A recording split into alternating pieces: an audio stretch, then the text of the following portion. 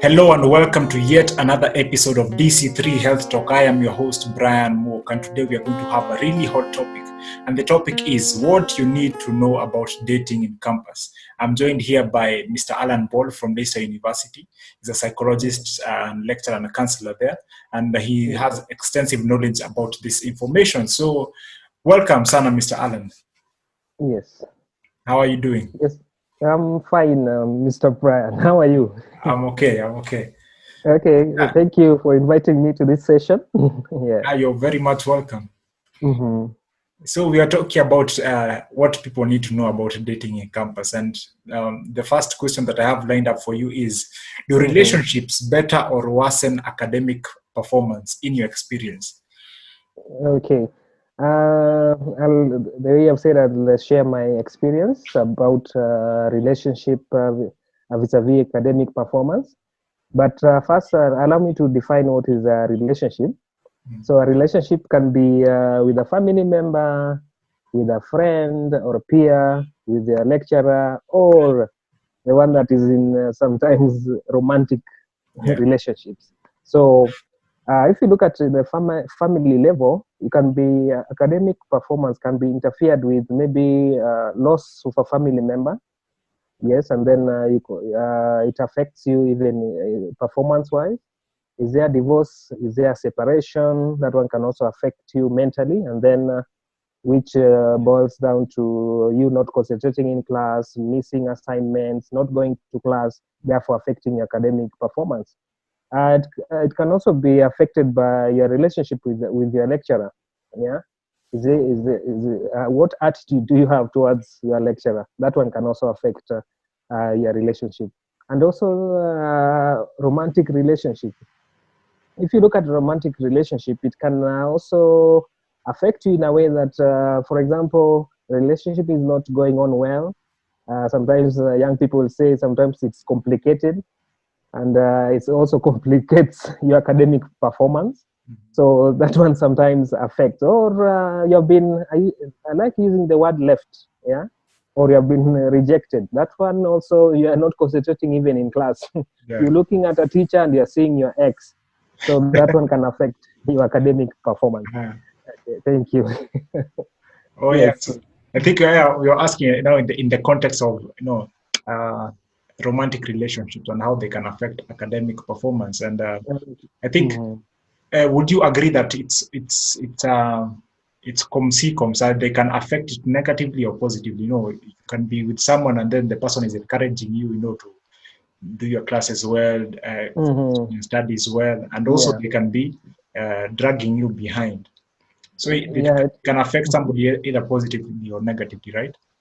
Yes, it can affect somebody positive or negative. But if you look at a majority of romantic relationship, it may affect negatively.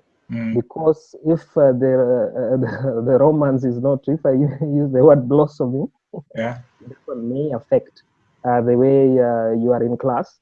Or I like talking about breakups because it happens in romantic relationship. That one can affect your academics, where you cannot even concentrate in class. And then I believe that one time we may be talking about the mental issues that may result. Yeah. So I think I may touch things on things when you talk about that, but it affects academic performance. Okay. I think that's clear. And in the light of negative, affecting a person negatively in terms of those romantic relationships, what would you say makes that kind of romantic relationship when people on campus toxic? Young people like using the word toxic. Yeah. So what makes that kind of relationship toxic? Okay. I can look at it, the word toxic as also unhealthy relationship, so that we look at it in a wider perspective. So a toxic relationship or a romantic relationship, it is just based on sex, yes, all the time. Even there's no good, no open communication when they when the individuals meet. maybe that will be only their focus, just sex. There's no aspect of trust. That is unhealthy relationship. Jealousy all the time. Notable, even there are times that maybe you are just doing group work with friends, even outside in an open space, and somebody calls you. What are you doing with that person? You keep on explaining yourself. There's also an aspect of abuse where it can be physical abuse. That person is always hitting you, slapping you, mocking you. That is emotionally, yeah, and can also be sexual. Yeah, you are saying no, but that person is forcing themselves on you. There's an aspect of also manipulation. Yeah, everything you say or when you're communicating, they use manipulation tactics so that you're able to be in that relationship. There's also an aspect of coercion. Yeah, the things that you do, you're not even free to do them. They have to have they have to fix. It's like the word is like fixing you. Yeah. Also unreasonable demands. Yeah. You have to do this. If you love me, do this. Yeah. Yes. And no respect at all in that such type of relationship. Yes. Yeah. So, would you say that these elements of toxicity Yes. stem from a young idea or a young perception of of love? And people are in campus and they are young, so maybe they don't understand what really being in a romantic relationship entails, and it's just maybe at the wrong time. Would you say that that is one of the reasons? Yes, I can say that is one of the reasons, not understanding what is love. And you have heard of this statement that people say, I mean, that's just, I mean, that relationship just, the word is friends with benefit. Yeah. Yeah. I'm giving you something and also you have given me something. Yeah. Therefore, that one affects. And then if you have made me just think of something here, and if we may ask ourselves, what is love? Yeah. And I look at love in two perspectives. Love is a feeling, and love is also a choice. So if somebody does not know the difference between feeling and a choice, you do not really know what is love. For example, if you talk love as a feeling, Okay. yeah, and you have interacted with chemicals in the body that helps somebody to be excited, like dopamine or serotonin. These are just chemicals. These Yes. are the good feel chemicals. Therefore, a feeling can change. Like for example, when you call me for an interview, and then I'm saying today I don't feel like doing an interview, or I feel like doing an interview. I don't feel like waking up. I feel like waking up. I'm supposed to go for a date. I don't feel like today going for a date, so I come up with an excuse. That is a feeling. Feelings fluctuate, and if you do not know the real difference, and love will just be. You have heard people saying, "I fell out of love," and they have been in love. I fell out of love. That is just a feeling. But if you look at love as a choice, it's like it's an act of will. Yeah, you decide to fall in love. Yeah, it's an action. Yeah. Like when they say love is patience, love is kind, love is not jealousy. That is a choice that you make. Yeah. Thank you. Okay. Yes. That's wonderful. And maybe the next question I will ask is, as in your experience, as an educator and also working Yes. in Daystar University, how often do romantic relationships in campus lead Mhm. to marriage? Okay, that is a tricky question, but Okay, you don't have to mention names. yeah, I know because of confidentiality Yeah. and professional ethics, we don't mention names. But in my own experience, 80% of relationships that are serious, yes, I add the word that are serious, Yes, that are serious lead, line. yes, lead up to marriage. Yes. But rarely relationship in university universities, don't to marriages, because one most of the time two people are in love, but they have no future plans. They are Yes. just here and now. Yeah. In other setup, in other books, they call it campus spouses. Mm. They're just fulfilling the requirement of the course. And then when Okay. another course comes, you look for another person to fulfill the requirement of the course. Yeah. Yeah, maybe in a light note, you take it as a general course. Eh? Yeah, yeah. Mm-hmm. So most of the time in relationship, you should be able to know where you are going. But people are usually afraid when a man is asked, where is this relationship leading to, they'll not call you again. Maybe. Mm. Yeah, that one can happen. Yeah. Okay. Okay. Mm-hmm. And what effect do campus relationships have on people's mental health? Like, Mm-hmm. yeah, and I think in this light we're talking about just the negative effects. Okay. If I look at the negative effects, we look at, for example, relationships are not going on well. You are struggling in that relationship. Nobody is valuing you. There's no respect. There's a lot of maybe cheating in the relationship. What can happen? It can lead to stress. And once you are stressed, your cortisol levels will go up, your immunity goes down, and Mm-hmm. then you'll get even ulcers, even some infection due to your cortisol level going up. Mm-hmm. Once somebody is stressed, it can lead to depression. Yeah, and when you talk about depression, is we look at a state of helplessness. Yeah, state of helplessness. You look at irritability. Somebody may have also suicidal ideation, thinking of death because that person has left them or the relationship is not even working. In that note, you have heard some people saying love is addictive. Mm-hmm. Yeah, and love is also an obsession. Yeah, you're obsessed with that person, and until you do not think about yourself. Yeah. Your depression also, somebody has lacks energy, there's loss of interest, social withdrawal from friends, even classmates, because of their relationship is not doing well. Also, it can also lead to anxiety.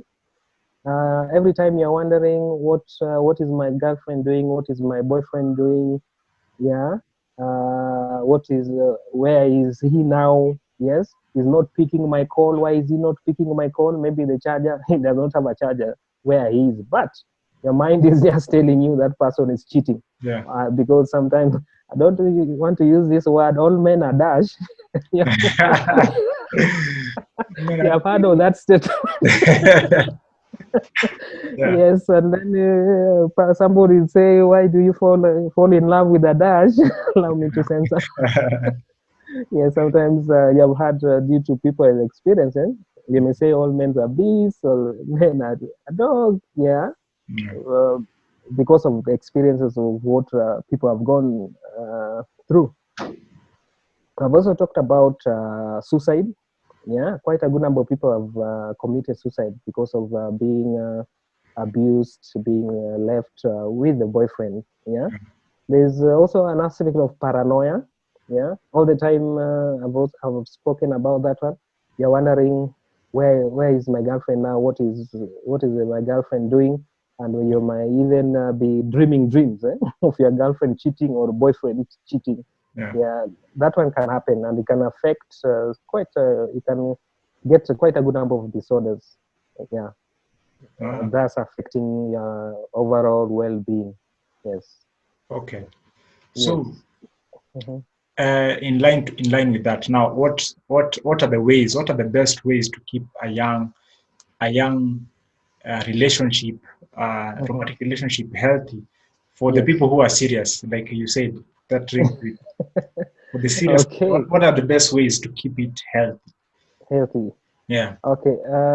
I usually look at first to have a healthy relationship. It starts with you. Mm-hmm. Yeah.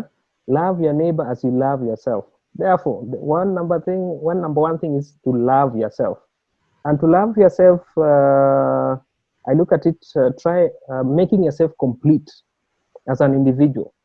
You being, once you're complete, you're now ready to meet a complete person. Yes. Yeah. You have seen that most of the time when we are in love and you look at the other person, you usually think of that other person filling a void in you. But that's where people go wrong.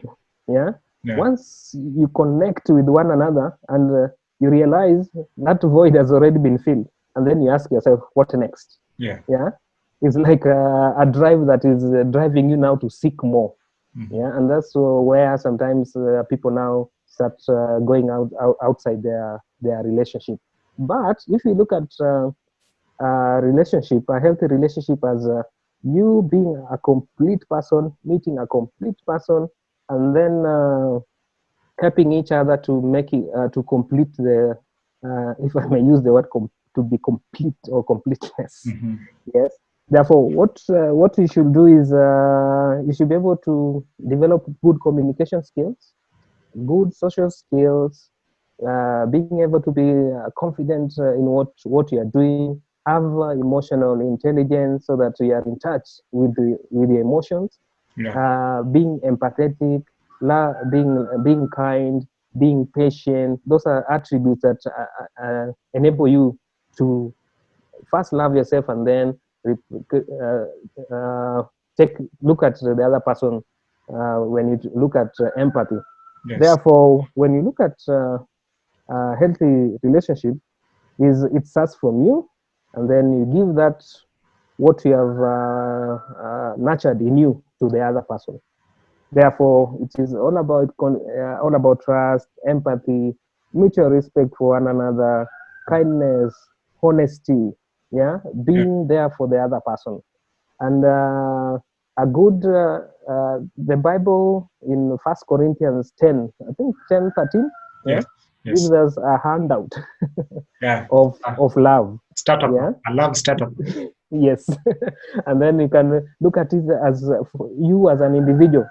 Make it as write all those attributes down and make it as a checklist for yourself. Yeah. So ask yourself, am I kind? Am I honest? Yeah. And then am I compassionate? Yeah. Am I not jealous? Yeah. So that is, the Bible is also a good guide. Yeah. Just to help you have a healthy relationship. Yeah. Okay.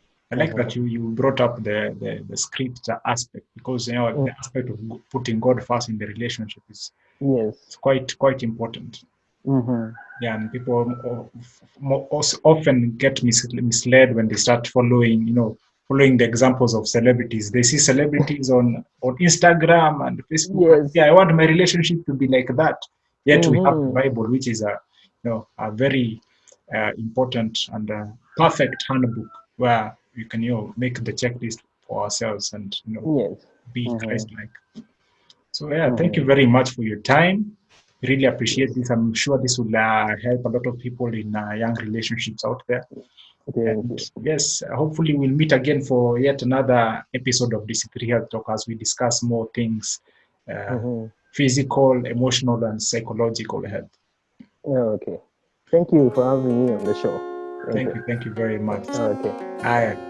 Thank you very much for coming to DC3 Health Talk. Join us next time as we talk about all matters health. I have been your host, Brian Muok. Enjoy your week.